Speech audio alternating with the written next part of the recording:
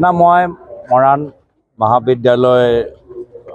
বিদ্যালয়লৈ আহি যথেষ্ট আনন্দিত। এটা যথেষ্ট গুৰুত্বপূৰ্ণ অনুষ্ঠান হীৰক জয়ন্তী আমি সকলোৱে গৌৰৱ অনুভৱ কৰোঁ। মৰাণ মহাবিদ্যালয় মাত্ৰ ডিব্ৰুগড় জিলাৰ বাবে নহয়, গোটেই অসমৰ বাবে, গোটেই উত্তৰ পূৰ্বাঞ্চলৰ বাবে এটা সম্পদ।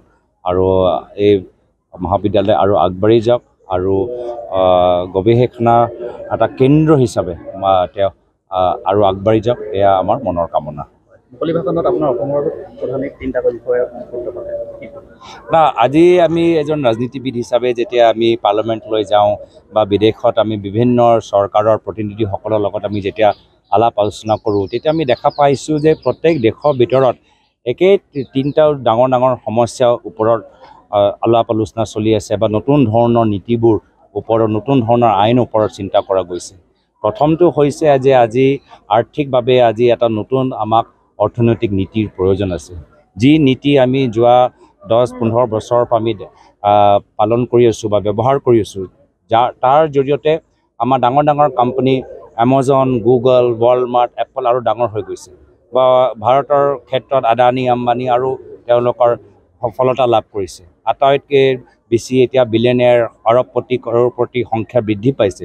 কিন্তু ন্যূনতম স্তৰত যিখিনি মানুহ আছে তেওঁলোকৰ আৰ্থিক অৱস্থা ভাল হোৱা নাই, তেওঁলোকৰ ইনকাম বৃদ্ধি হোৱা নাই, শ্ৰমিকসকলৰ মজুৰি বৃদ্ধি হোৱা নাই, তেওঁলোকৰ চেলেৰি একেই আছে।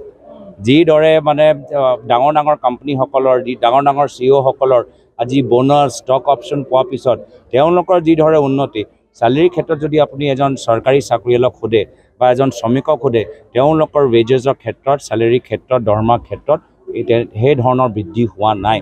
তো সেইকাৰণে এই সমস্যা আমি বাহিৰতো দেখা পাইছোঁ, ভাৰততো দেখা পাইছোঁ, অসমৰ ভিতৰতো আমি দেখা পাইছোঁ। দ্বিতীয় হ'ল প্ৰাকৃতিক সমস্যা। আমি চাৰিওফালে দেখা পাইছোঁ যে আজি জলবায়ু পৰিৱৰ্তন হোৱাৰ বাবে অলপ বৰষুণতে আজি এটা গোটেই চহৰ বা নগৰ ধ্বংস হৈ যায়।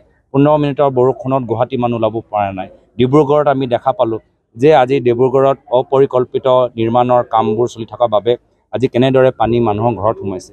তাৰ কাৰণে মানুহৰ কিমান লোকচান। মানুহে যে একে সেই পইচাখিনি নিজৰে ঘৰৰ পইচাখিনি লৈ আকৌ ঘৰৰ মেৰামতি কৰিবলৈ হয়। আৰু আমাৰ কামবোৰ, নালা কামবোৰ, কনষ্ট্ৰাকশ্যনৰ কামবোৰ, তেওঁলোকৰ আমি যি গাইডলাইনছ আছে, এনভাইৰনমেণ্টৰ যি গাইডলাইনছ আছে, কনষ্ট্ৰাকশ্যনৰ যি গাইডলাইন আছে, PWD যি গাইডলাইন আছে, এই গাইডলাইনবোৰ আমি মানি নচলোঁ।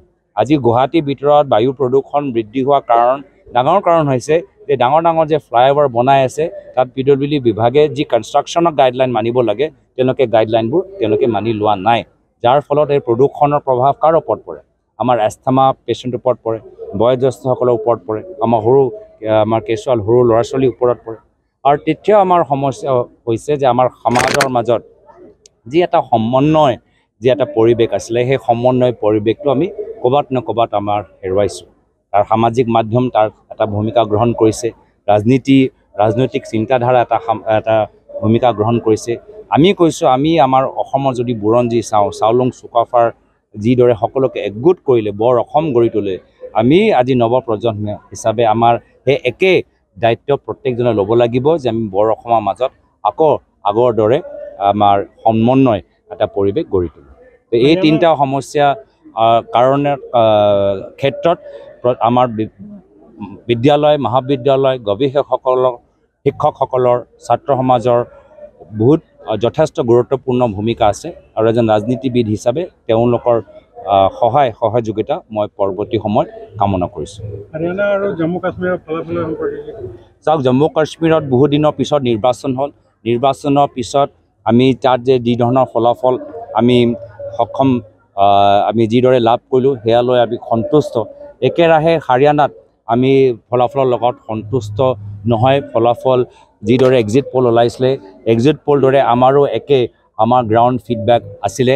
আৰু এতিয়া এক্সিট পল সকলো ক'ব পৰা নাই যে এই ধৰণৰ ফলাফল কিয় আহিলে। আমিও পৰৱৰ্তী সময়ত খুব মাইনিউটলি আমাক অধ্যয়ন কৰিব লাগিব যে যি নিৰ্বাচন, যি এক্সিট পল মতে একচেটিয়া হ'ব লাগিছিল, আজি তাৰিখত হোৱা নাই। কিন্তু নিৰ্বাচনত, ৰাজনৈতিক যাত্ৰাত আমাৰ ভাল দিন, বেয়া জটিল দিন আহেই। এইটোৱে যাত্ৰাত আমি সফলতা লাভ কৰিম। এটা ৰাজ্যত সফলতা লাভ কৰিলোঁ, আন এটা ৰাজ্যত যিদৰে আমি ফলাফল পাব লাগিছিল আমি নাই পোৱা।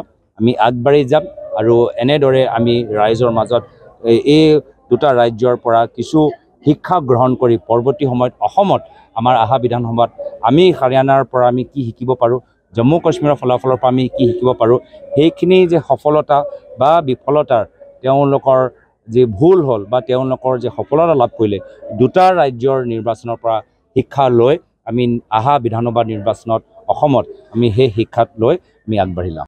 যিকোনো খবৰৰ বাবে যোগাযোগ কৰক 70001730 অথবা 7099017990 নম্বৰত।